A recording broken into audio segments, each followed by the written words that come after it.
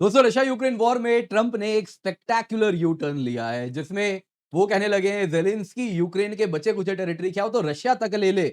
और इतना ही नहीं, वो इस वॉर से अपना हाथ धोना शुरू कर चुके हैं। साफ साफ कह दिया, देखो यूरोप का वॉर है, हम तो भैया आर्म सप्लायर हैं। जो पैसा देगा उसको वेपन्स देंगे, बाकी यूरोप जाने जेलेंस्की जाने अपने फाइटिंग स्पिरिट जो जेलेंस्की के पास है उसी से वो लड़ ले। बाकी मेरा काम है, दोनों साइड को मैं गुड लक बोलता हूं, तुम लोग लड़ो, जो करना है करो। दोस्तों देखने वाली बात यह है, यहां पे जो यूरोप सुनना चाहता है, जो जेलेंस्की सुनना चाहते हैं, एग्जैक्टली वही बात ट्रंप ने बोल दी। कह दिया हाँ हाँ, रशिया तो पेपर टाइगर है।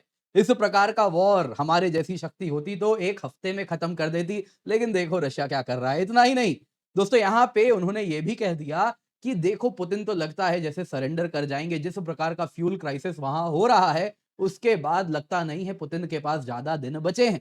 क्या एग्जैक्टली कहा है आपको बताऊंगा। दोस्तों यहाँ पे देखने वाली बात यह है कि इंडिया की डिप्लोमेसी के लिए बहुत बड़ी जीत है, क्योंकि यूक्रेन के जेलेंस्की इस वक्त जब यूएन जनरल असेंबली के लिए यूएस गए हुए हैं, वहां पे जाके उन्होंने कह दिया इंडिया तो यूक्रेन के साथ खड़ा है। कमाल की बात है, पुतिन भी बोलते हैं इंडिया उनके साथ है, जेलेंस्की भी बोलते हैं इंडिया उनके साथ है, भारत सबके साथ है। तो कुछ वही जो परफेक्ट डिप्लोमेसी होती है, वही चीज हमको देखने भी यहाँ मिल रहा है। वही दोस्तों ट्रंप कह क्या रहे हैं और बिटवीन दी लाइंस इसका क्या मतलब है, एग्जैक्टली आपको मैं आज के इस वीडियो में बताने वाला हूं। और इंडिया के लिए क्या जेलेंस्की ने कहा है वो भी बताऊंगा। आप देख सकते हैं दुनिया भर में मीडिया इस पर चर्चा कर रही है। क्या पुतिन के बारे में, रशिया के बारे में ट्रंप ने कहा है, और जो यू टर्न लिया है, यूक्रेन तो वॉर जीत जाएगा, यूक्रेन की टेरिटरी छोड़ो रशिया की भी टेरिटरी ले लेगा। बहुत सारी बातें यहां पर कही गई हैं। सबसे पहले जरा उनका ट्रुथ सोशल का पोस्ट पढ़ते हैं, फिर इसको बिटवीन दी लाइंस हम पढ़ने वाले हैं।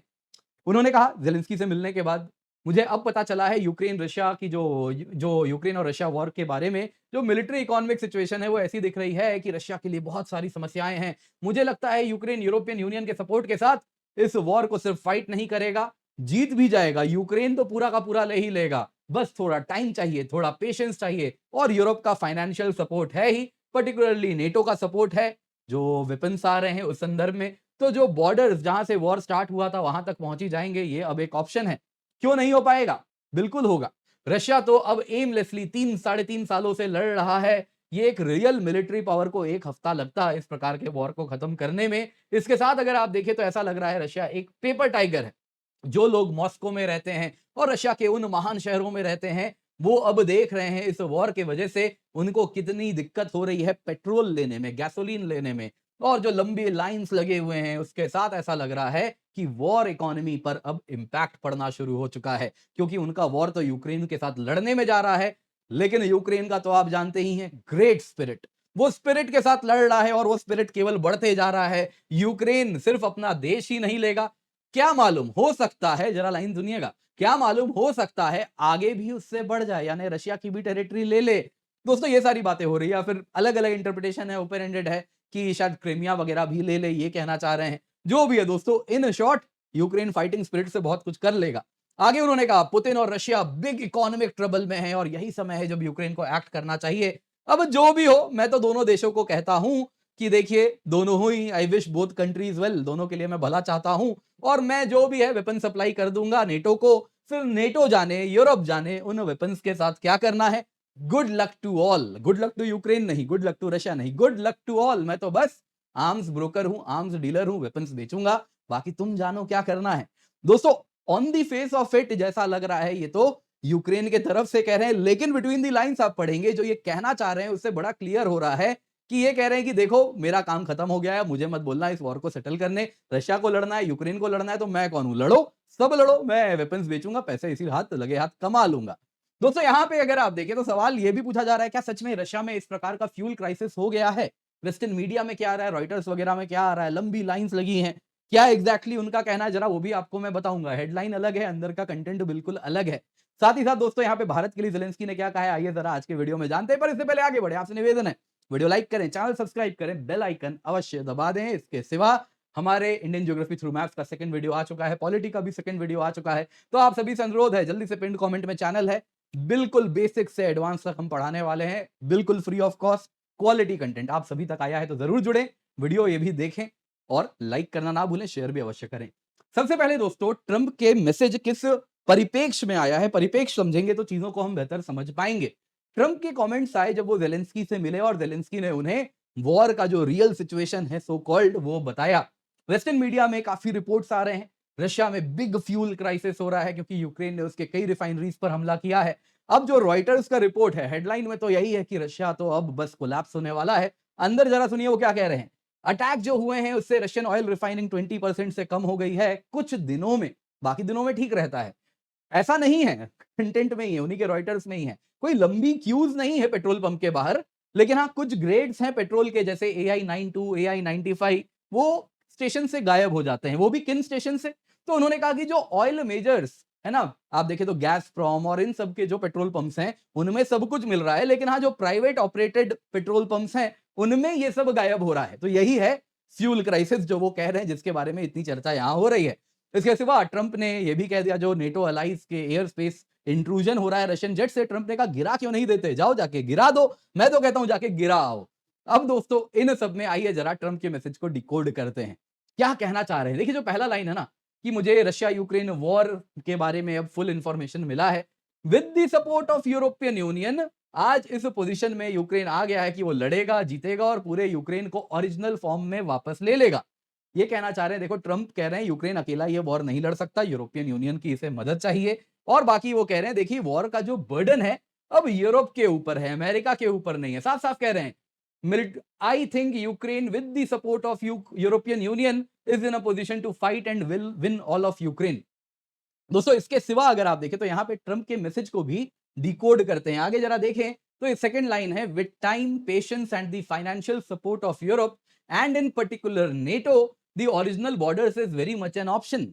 ये कह रहे हैं कि देखो ये war with time patience financial support of Europe, यानी कि पहला क्या कह रहे हैं, ये वॉर अभी लंबा चलेगा, ऐसा कुछ नहीं है ये वॉर खत्म होने वाला है, पुतिन अभी घुटने टेकने वाले, कुछ ऐसा नहीं है। ये खुद कह रहे हैं ये लंबा चलने वाला है और ये फाइनेंशियल सपोर्ट ऑफ यूरोप, यानी यूरोप को ही पैसे देने हैं। यूएस का क्या रोल है? वेपन सप्लाई करेंगे, पैसे बनाएंगे।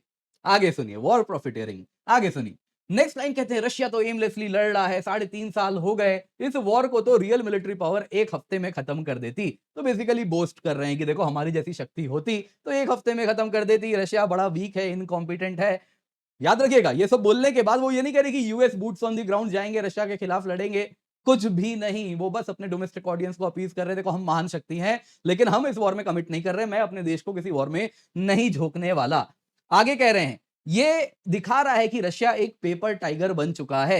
वो कह रहे हैं कि रशिया बड़ा कमजोर दिख रहा है, यानी कि मानो जैसे उनको उकसा रहे हो, कुछ करो ना, करते क्यों नहीं हो, थोड़ा तुम भी मारो पीटो। अब देखो और क्या बोलूं मैं उकसाने के लिए। आगे जरा सुनिए, उन्होंने कहा जो लोग मॉस्को में रहते हैं और रशिया के बाकी शहरों में रहते हैं, उन सब के बारे में कहीं ना कहीं कह रहे हैं कि रशिया में मानो जैसे डोमेस्टिक अनरेस्ट हो रहा है, फ्यूल शॉर्टेजेस हो रहे हैं और इसके साथ रशियंस पुतिन के खिलाफ खड़े हो जाएंगे। कुछ वैसी बात यहां पर वो कहना चाह रहे हैं।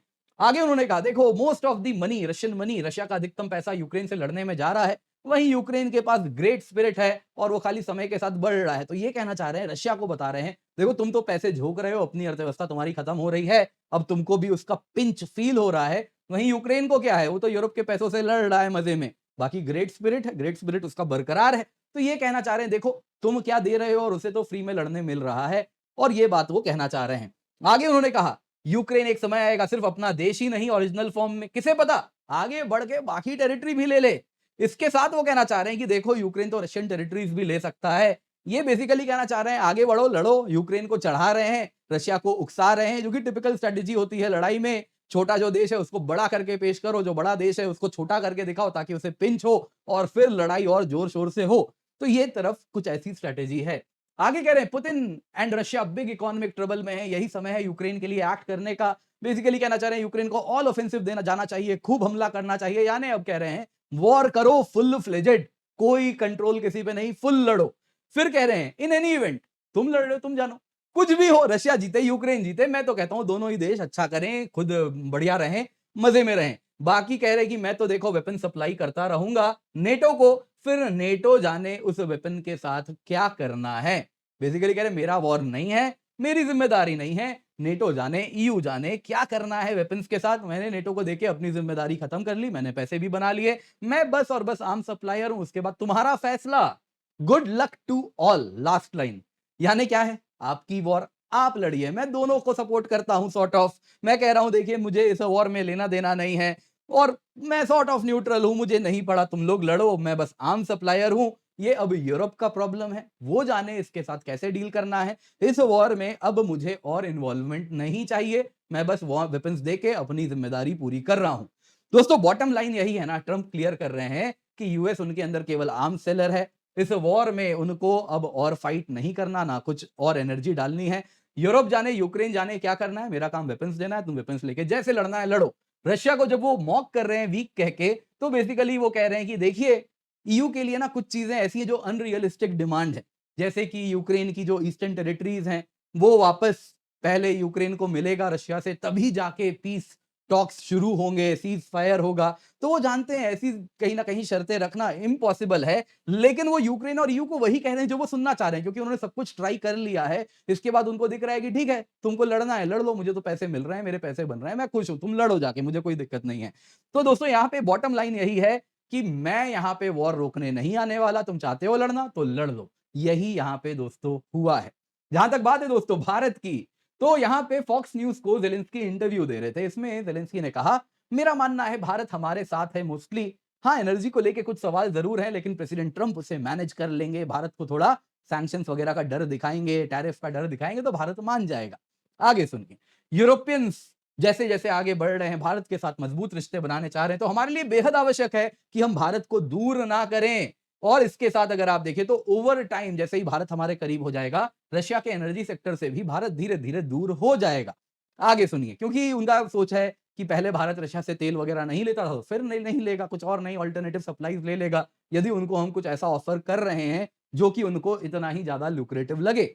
हालांकि वो नहीं याद रख रहे, भूल जा रहे हैं कि हमारी वेपन्स एंड आर्म्स की जो सप्लाईज हैं, उन पे रशिया पे हम बहुत ज्यादा निर्भर करते हैं। तो ये रिश्ते इतने आसानी से केवल इकोनॉमिक टाइज के इर्द गिर्द नहीं घूम रहे हैं, जियो स्ट्रेटेजिक टाइज भी हैं यहाँ, तो इतने आसानी से कटने नहीं वाले। लेकिन जेलेंस्की वही बोल रहे हैं जो उनको बोलना है।